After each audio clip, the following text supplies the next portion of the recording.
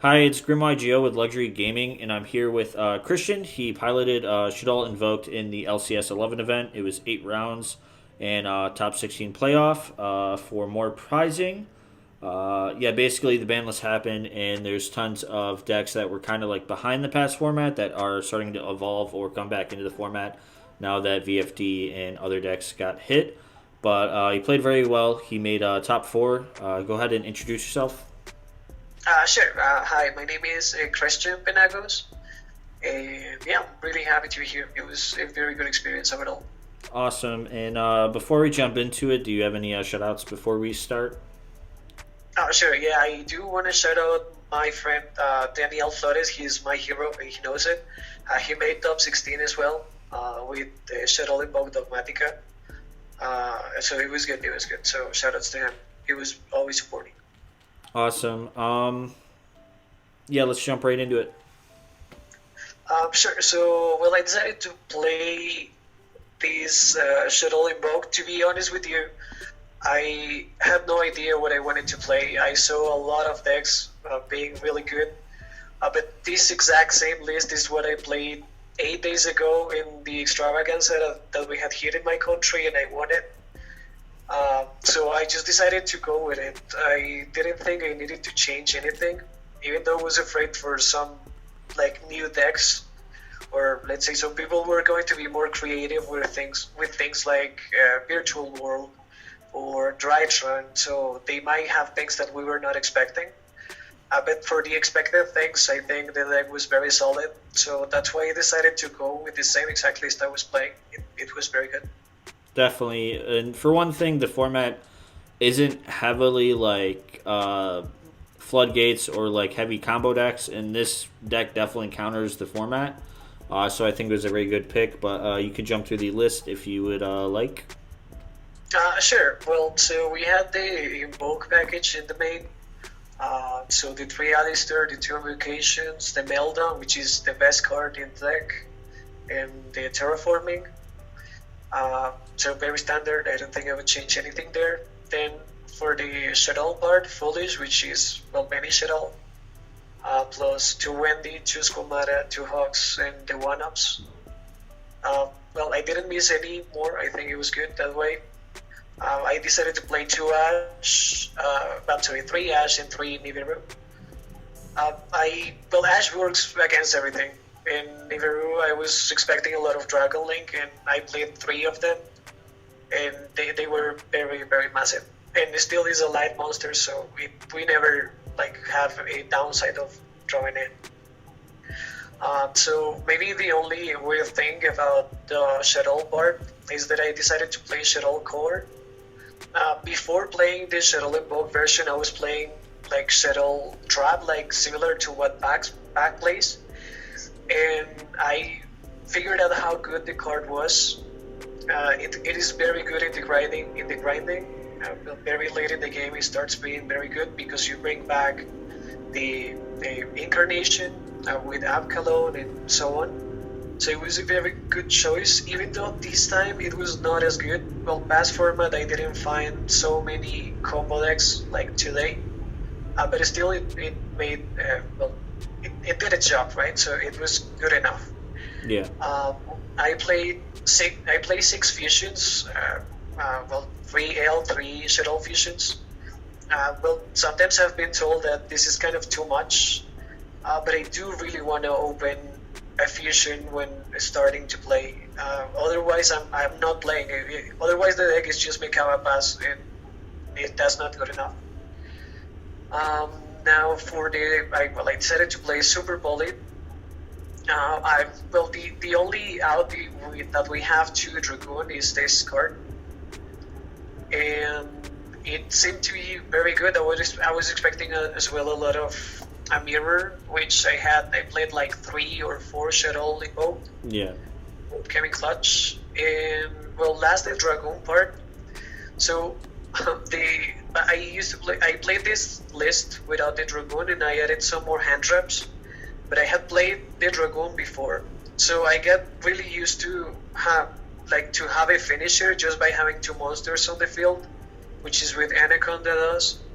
So whenever I was not playing it, I really, really missed the Dragoon.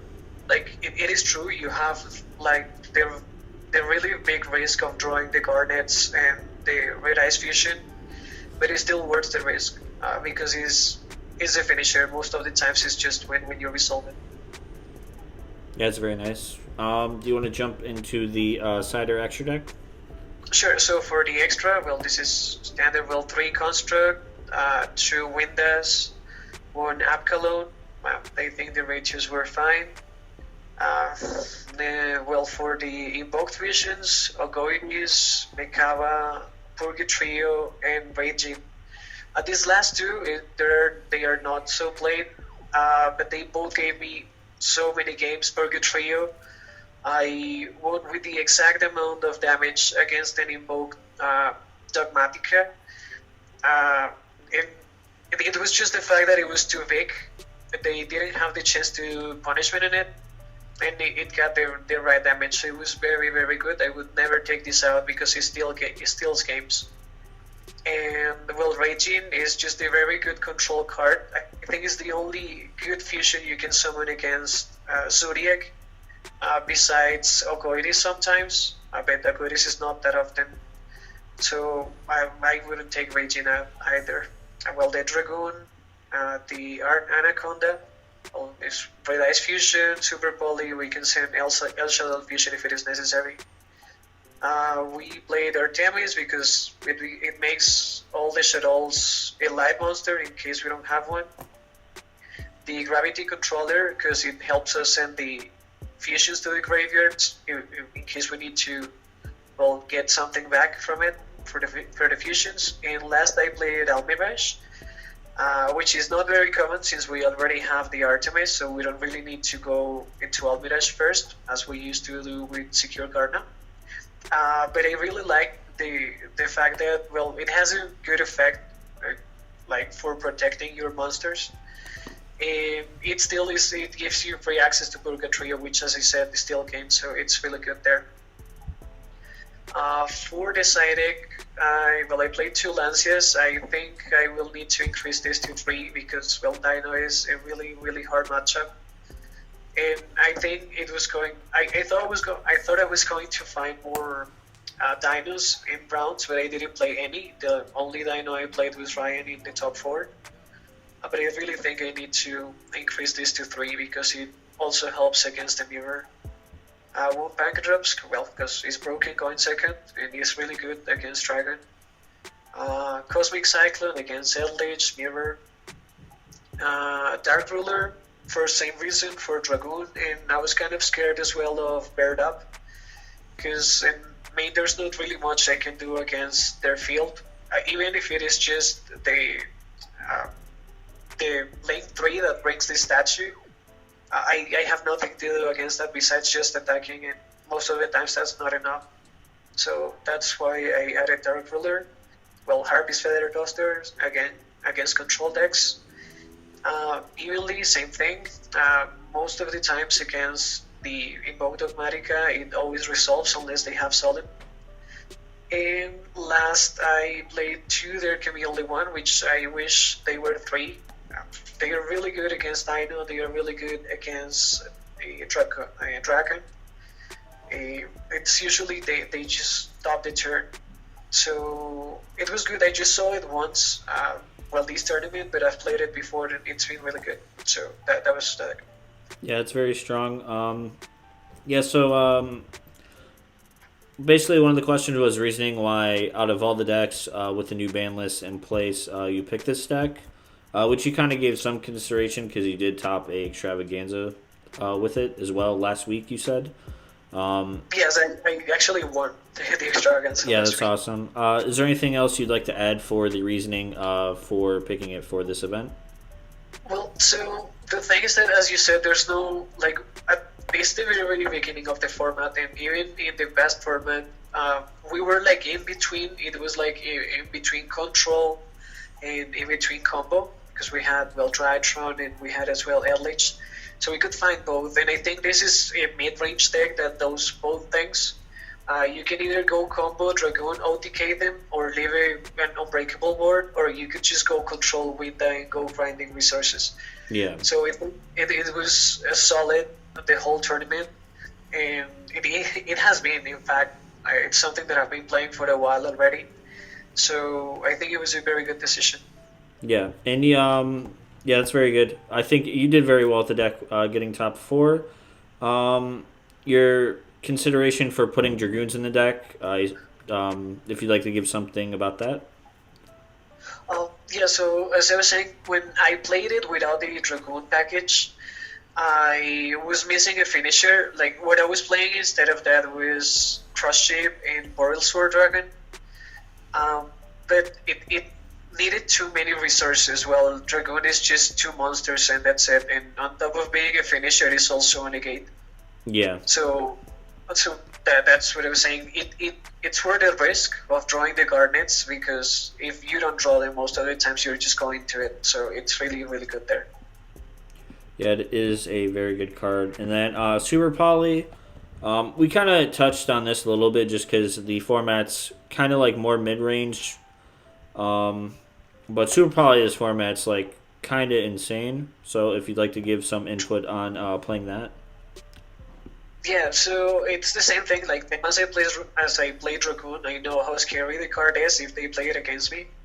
So that's one of the outs I have for it. And I was expecting a lot of mirror, which it happened. And not only just Shaddoll like Dogmatica or Shaddoll Invoked Dogmatica, but this Shaddoll Trap is also very popular. So it's a very good card against those matchups, even against Dragon, because they are all like dark and well the Sphere, which is a really huge problem as well, is a light monster. So as long as you open either Alistair or a Shaddoll, well, plus the Super Poly, you can most of the time break their board. So it's really good there. Yeah, it's very good. And then I guess the last thing is I think because you're already playing so many engines, the Dogmatic engine, but what was the reasoning behind not playing, or like you converted to the Dragoon variant and more Shaddolls? Why didn't you play Dogmatica in your deck? Basically, I didn't really find the space. Before, like with the previous remote tools that we were having, I was playing 60 card versions of the deck. I played one like it was. Well, I don't remember exactly what format it was, but there was a time in which I had to play 18 hand traps to fill the void to not draw the Dragoon package because I hated drawing that. And I was playing 3 invocations. But at the end, I decided, well, I just rather play a small deck so I can see my side more often, because that's what was happening when I was playing 60, is that I was just not seeing my side, and it was really needed for some matchups. yeah, And the thing is that I just couldn't find the space for the Dogmatic engine, even though it could be just like 6 cards with 3 Nadir and 1 Ecclesia and 2 Punishment. But still, besides that, I will have to add another Abkalon to the extra deck, which is very tight as well. I just couldn't find the space, to be honest with you, because it still is very, very good. It just gives more consistency to an already very consistent deck. So I just couldn't find the space. That's basically it. Yeah, Otherwise, definitely. I would have played it. yeah. So basically, out of all the Shaddoll decks, we will see what the rest of Top Cut is, but I'm pretty sure you're the only Shaddoll player in top 4. So not saying this deck is budget, but the Dogmatic engine's pretty expensive, and it kind of just shows that the player base is able to play or enjoy a Shaddoll deck that's semi-budget without having to spend so much money on the Dogmatic engine. So it's kind of cool to see that basically Super Poly, Shaddoll Fusion, Winda is enough to take this format by storm. So that's very cool to see. Is there anything else you'd like to say about the tournament or deck before we wrap it up? No, well, just last thing is just that, well, most of the times what the deck does is just ending in Anaconda Dragoon setting a Schism. I mean, Yeah. that most of the times is just win against any other deck. Because if they try to do something to the Schism, we just have Dragoon, and that's just, well, since they cannot play a special summon any longer, Dragoon just kills them next turn. So that's it. That's why. But I thought it was a very simple game plan. Awesome. Well, thank you so much, man, and congrats on the top. Thank you. Sure. Yep. Well, thank you for this. It was a very good experience. Yeah, no problem. And guys, don't forget to check out Luxury Gaming on all social media platforms. Don't forget to like and subscribe. And shout out to Luxury sponsors, YGO Daily and MetaMats always. And see you guys in April for the next LCS event. And I hope you guys have a great day. Bye-bye.